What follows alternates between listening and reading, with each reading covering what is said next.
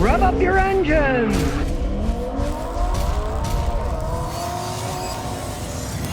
Here we go with something unbelievable. The U.S. government just ordered Chevy Suburbans for $3.6 million a piece. Yes, I'm not making this up. Talk about government corporation corruption. And they're going to make 10 of them. So that's $36.4 million for 10 Suburbans. Total nonsense. Talk about corruption. You know, they talked about the $10,000 toilet seats. Well, this is even worse. This is the $3.6 million Suburban. Now, GM says it requires a new body on frame, blah, blah, blah. And then they have the balls to say, and I quote, the Suburbans will use off-the-shelf parts for the body, the brakes, and more. That means the Suburban's price tags are lower than they would have otherwise been. What a crock. They're selling these things for $3.26 million a piece. A Suburban. It's absurd. It's absurd. And if you think that's bad, that's for 10 of them. They're expecting a future contract, 200 of these things, starting in May 2023. $3.26 million a piece. Oh, I suppose by then they'll say,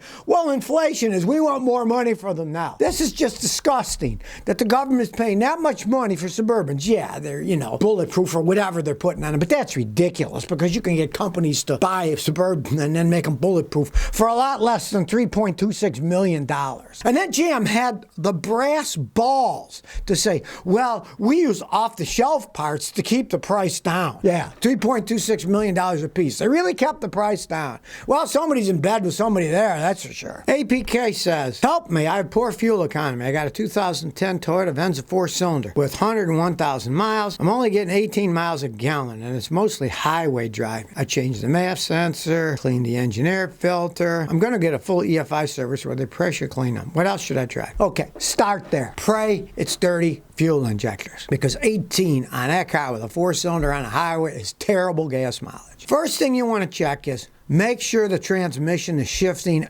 every gear. So when there's no one around on an open stretch of highway, start from the beginning, slowly accelerate, and count how many gear shifts. Maybe it's not going into overdrive. Say you have a 5-speed or a 6-speed transmission, count them until it goes into 6 gear. And if it doesn't, it only goes 5 and stops, then you're not getting your overdrive working, and that's exactly what will happen.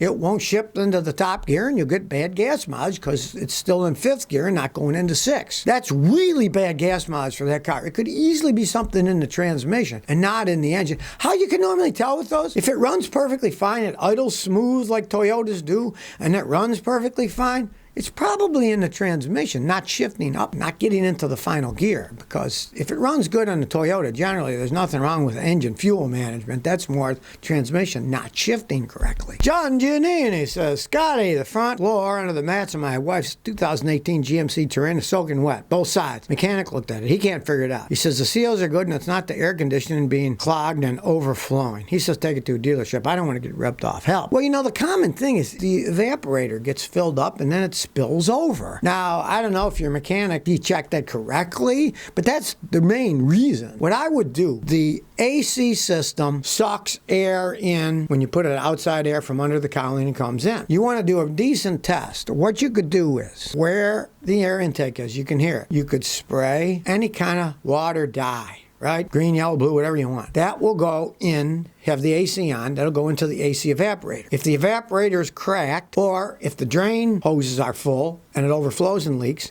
then that dye will be in the water under your mat, and you'll know it is the AC system. Now, if it isn't that, then what you do is, I've seen guys do it, you get a bucket of water and dye. You start pouring it on different parts. Pour it on the windshield first. Then if you see the dyes coming down, it's something in the windshield. You can do the doors that way too. You could even make a little spray bottle and spray all around with it just to try to figure out where the leaks are coming from. Leaks can be a pain to find, but a water leak isn't usually too bad because you can just put water with dye, and then wherever you poured it, if you see that dye, that's where it's coming from. Good Vibes 24 says, Scotty, I love your videos. I got no 4 Chevy Impala V6, 146,000 miles. Any smart ways I can do to increase gas mileage? Well, cars are made to get about the best gas mileage they can for the speed that they have. Make sure you have good tires and you put the correct air pressure. Wrong air pressure, more friction, worse gas mileage. Take anything heavy out of the car that you don't need. And I knew a guy had a full set of workout weights in his trunk. Well, there goes your gas mileage, right? Make sure you change your oil regularly and use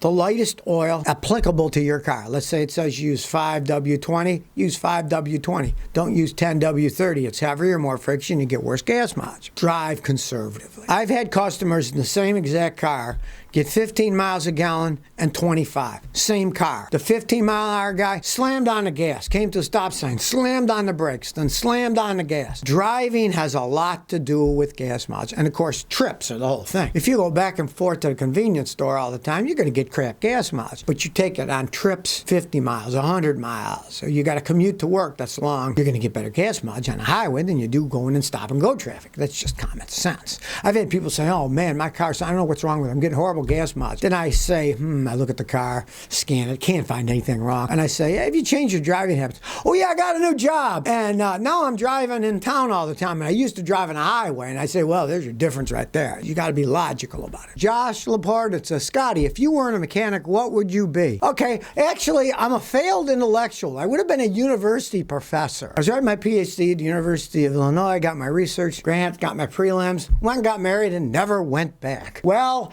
it kind of reminds me of a band that was in Houston, Texas, where I lived for 53 years. It was called Wasted Potential. And we all have wasted potential. But on the other hand, I'm having a lot of fun helping people out. I run my own businesses. I get to pretty much do as I please. Where else can you help people out, have good karma, make money at the same time, and not taking advantage of anybody? Hey, I can't complain, you know? I would have never lasted at university, though. They have a tenure track system where you got to kiss the heinies of the professors that have tenure so you can get tenure and keep your job. And even back in the 70s when I was doing that stuff, all the young professors, they tell them they're on tenure track 4 years later. They'd say, oh, you don't get tenure, bye, go find another job, because they had all the good jobs and the university system was starting to sort of collapse, so they weren't making that many new professors unless the old ones retired. And let's face it, being a university professor isn't that challenging of a job, so you can do it when you're in your 80s. You say, oh, but then again, my grandfather was a mechanic when he was 85, so... Meyer says, what's the break-in period of a new Toyota? When I was a young mechanic, you had to break cars in the first 1,000 miles of driving. Modern cars are not that way. They have better metals, better oils. Theory of breaking the car is just don't abuse the car. Don't redline it. Fire the RPMs as you can. If it redlines at 6,000 RPMs, don't drive at 5,800 RPMs, 6,000. You know, the first 1,000 miles, just drive it normal. Now, one thing you don't want to do is the first 1,000 miles, don't just put on the highway cruise control at 60 so that it's always running at 60. I'd say the first 1,000 miles, I wouldn't use the cruise control much because you want to kind of vary speeds, go 55, 60, 65, 62, because you don't want it to break in at one speed for hours and hours and hours and hours. Once they're worn in, it doesn't matter, but you don't want the engine to be totally broken in at one speed. So I would lay off the cruise control the first 1,000 miles. That's basically it. Everything else, they break themselves in. The metals better, the oils are better, the gasoline is better, and the computers control it all. Christopher Jupp says, would you still be making these videos even if YouTube never allowed you to monetize on them? I'm having fun. My wife's retired. Hey, I wouldn't be retired. I'd be going out of my mind. I got to do stuff. I like being active, keep my mind going. Give you a perfect example. My grandfather was a mechanic. And when he was 85, then my father shut down a corner Texaco gas station. You saw that video I made last year when I went to Lewiston, New York, showed it's now a Brooklyn pizza oven, coal-fired pizza joint. When he shut that down, my grandfather was dead within a year. So I'm having too much fun doing it. I like helping people out. You know, that's the whole thing. You can help people out. Hey, the world's a better place. So I continue to be doing it anyways. I'm having too much fun. And now I'm half the time in Tennessee, half the time on the East Coast, all over the place. I get to meet new friends. It's great. Drayton Blackgrove says, great seeing you yesterday, Scotty. Yeah, Drayton brought me a great 89 Chevy pickup that he got for only $2,700. Immaculate shape. They used to make good cars and truck Chevrolets. Back in the 80s, this thing had the original V8 engine, ran like a clock. It was an excellent truck. He got it because a middle-aged guy bought it before him, who was the third owner, and he was having his middle-age crisis, and he wanted to put in a Chevy LS, one engine in it, and soup it up, and headers. It's still stock, and I told Drayton, keep it stock. It's a nice truck, and believe you me, the 80s trucks are now starting to become collector's items. For a while, it was the 60s, 70s, but now those are getting so expensive, people are going into the 80s, and they're still excellent trucks. They're not like the new GM trucks that aren't that well made. This thing was made in the United States. It didn't have a differential rear end. It was made in Mexico like the modern ones do that have problems. So nothing wrong in those old ones. He didn't really have to fix it up, though. Everything worked except the AC, which just had leak, and he'd have to figure out where the leak was. Doesn't get that hot here in Clarksville, so he was just rolling the windows down. So if you never want to miss another one of my new car repair videos, remember to ring that bell.